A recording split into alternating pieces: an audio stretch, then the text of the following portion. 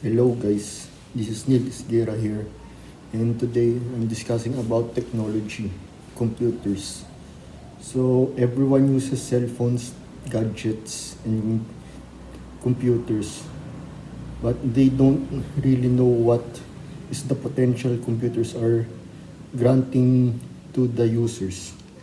So to define the usefulness of computers to the general society, computers put the world at the power of the world at your fingertips.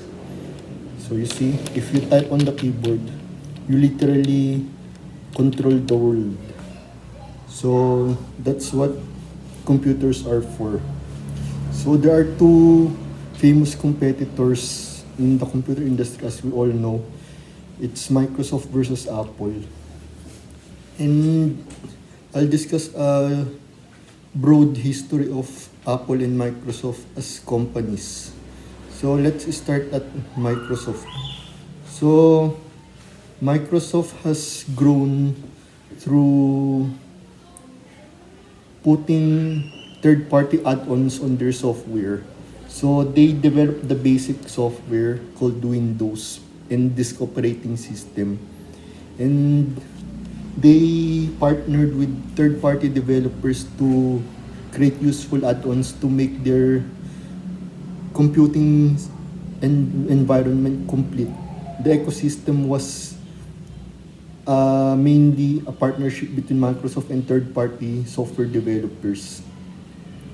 And so that's why Microsoft has many original equipment manufacturers or OEM, because third-party developers work for OEM companies also. So for example, Google Corporation has partnered intensively with Microsoft to install Google Chrome in their operating system in the Windows. And that's why Microsoft paid them back by partnering with Android cell phones and Android tablets as their official recommendation for the mobile devices. So, as when you download softwares from Internet Explorer, Microsoft Edge, Google Chrome, those apps are recommended by Microsoft. So, they are mainly the third-party apps. So, if you believe that developing software is lucrative and will give you more money, be warned that and be vigilant that third-party developers offer their software for free. So they are mostly giveaways. They don't earn a lot. Only lucky software developers with the right software and the right market and the right strategy to offer their products are lucky enough. And even those software developers are soon losing profits because the people are getting smarter and they need less and less dependence on computers. And not just that, computers are mostly becoming automated. That's why less and less profits are done in computer, and that's why I predict that the global economy in the near future will be independent from money, from cash, from coins.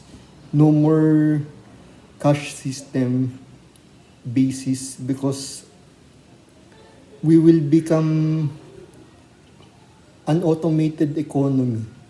So next, let's discuss Apple. Apple tried to perfect their software from operating system down to the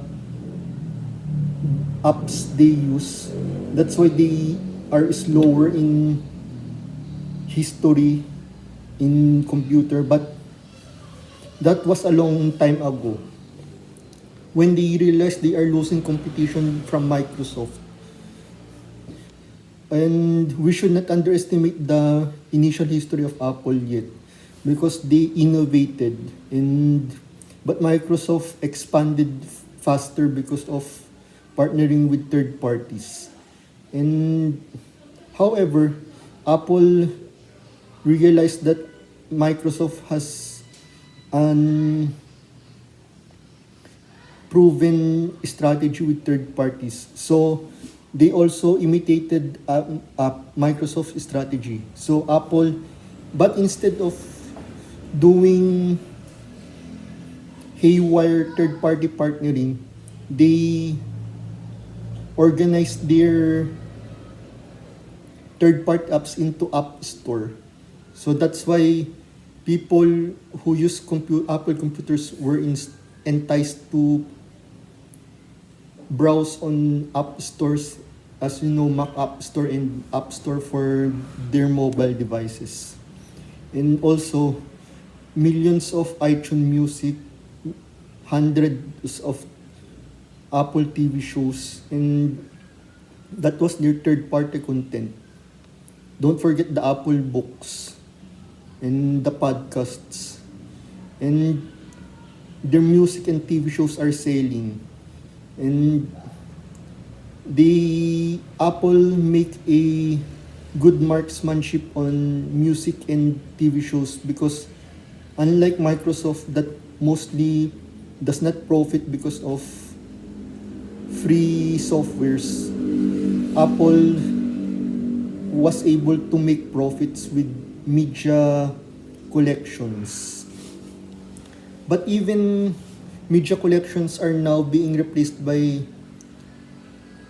more complicated softwares such as World of Warcraft, Classic 28th Anniversary Edition Hardcore, which I hardly promote in my vlogs because it is comprehensive and it is super technical, which satisfies everything that you desire in a computer software.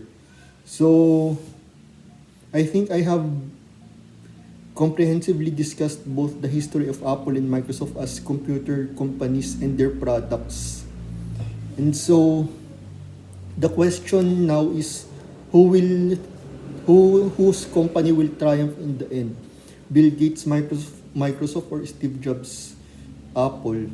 So that's the broad history of computers, guys.